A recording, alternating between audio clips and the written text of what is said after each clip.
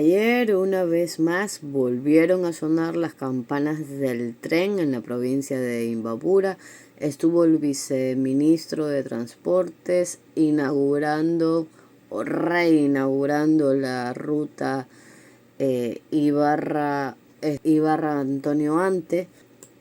Y le cambiaron el nombre, ahora la llaman Tren Taita Imbabura, cuando hasta el 2022, por lo menos con un informe del Ministerio de Transportes y Obras Públicas, pues dentro del informe de reactivación integral de Ferrocarriles del Ecuador, esto se llamaba Ruta a la Fábrica, este espacio que es de 12 kilómetros. Entonces, el gobierno ha reactivado esta ruta de pocos kilómetros, entendiendo que la mayoría de la ruta y de los ferrocarriles están destruidos, las rieles robadas, y de las adecuaciones en las paradas también han sido robadas, más allá de los intentos por vender estos bienes por parte de la liquidadora, que empezó a trabajar en ello desde el 2020, cuando Lenín Moreno pues no solamente mandó a liquidar Ferrocarriles EP, sino 7 empresas más, empresas públicas. ¿Por qué Lenín Moreno decide esto? Pues sencillamente porque el tren no daba dinero. Ya venía con un pésimo manejo de comunicación. Yo creo que no había experticia en cuestión de comunicación turística, porque no fue la única campaña en la que fallaron los Alvarado en el tiempo de Correa. Esta de All You Need Is Ecuador creo que funcionó para los ecuatorianos, pero yo recuerdo estas letritas que pusieron en diferentes ciudades en Europa y otras ciudades que no tuvieron mayor resultado.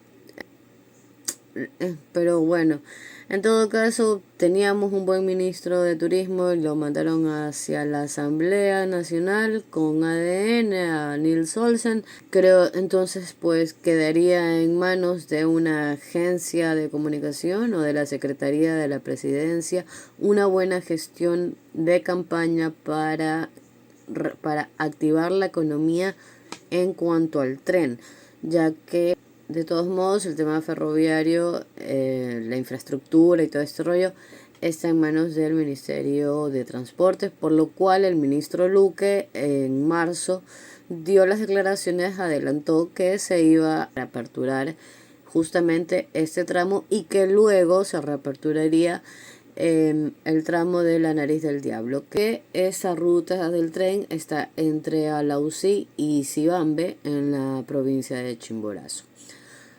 Pero bueno, a veces uno está en el lugar que debe estar en el momento preciso y solamente ves los resultados de eso muchos años después. Resulta que en el 2021, en enero de 2021, yo estuve trabajando en Riobamba en un tema de comunicación como parte de un equipo de comunicación. En ese tiempo Ferrocarriles del Ecuador empezó a hacer invitaciones para que la ciudadanía vea el encendido de las locomotoras y un museo que se tenía en esta ciudad. Y fui allí a ver qué onda, porque sabía que era un problema nacional. Y allí estuvieron representantes de la liquidadora diciendo justamente pues que no se crea que el tren iba a morir, justificando su trabajo, ya que no había agilidad en el pago a los ex trabajadores ya en ese momento, con que sí les estaban dando mantenimientos a las maquinarias. Y siendo un problema a nivel nacional, en ese tiempo conversé con algunos de los ex trabajadores a los que habían despedido y que estaban teniendo problemas con sus liquidaciones. En este caso eran personas que tenían contrato provisional Y entonces ahora que veo la noticia del viceministro, recordé que yo tenía los archivos todavía de lo poco que grabé ese día. Resulta que el haber guardado esos videos, pero bueno, resulta que, o sea, yo publiqué un video hace 3 años sobre eso. No lo publiqué en el 2021, pero lo hice después, aquí en mi canal de YouTube. Y bueno, el punto es que igual tenía los archivos en bruto. Y no solamente eso, sino que también mantuve los contactos de las personas con las que yo conversaba en ese tiempo y volví a conversar. Y esta vez en un video ya más largo voy a publicar con la entrevista. En esta ocasión me contó que sí, que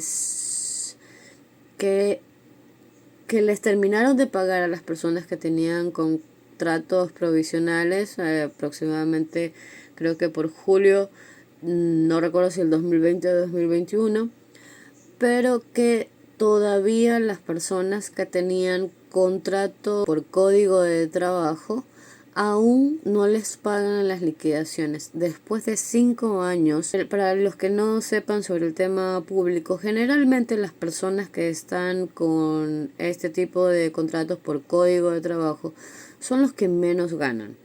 Por ejemplo, en municipios generalmente son las personas que hacen como barrenderos, generalmente son los barrenderos, los choferes, y mi contacto me explicaba que pues sí, también se trataba de personas que ganaban menos sueldo, y me contó un caso sumamente especial de un señor al que debería haberse jubilado y bueno, le dieron menos plata, y que además a todas estas personas que tenían contrato provisional, también les hicieron alguna jugada rara en la cual nunca les pagaron lo que realmente tenían que cobrar, sino que les dieron lo que les parecía. Si es que tenían que llevar, si es que merecían por todo el trabajo realizado, durante el tiempo realizado, qué sé yo, $7,000, pues esta liquidadora lo que hizo fue darles $2,000. En todo caso, esas cositas, no sé, o sea, yo sé que obviamente este gobierno no tiene, obviamente este gobierno no actuó en nada de esas cosas, pero en todo caso son los problemas que también están enredados en cuanto al tren y la liquidación, y que se vienen arrastrando, y que no sé si el gobierno nacional sabe de estas cosas. Y pues no sé qué respuesta vaya a tener el gobierno nacional frente a estas familias que aún no obtienen sus liquidaciones. Le dejé ahí una pregunta al viceministro que no creo que me la vaya a responder, que obviamente no estoy esperando que me la respondan, pero en todo caso el mensaje fue...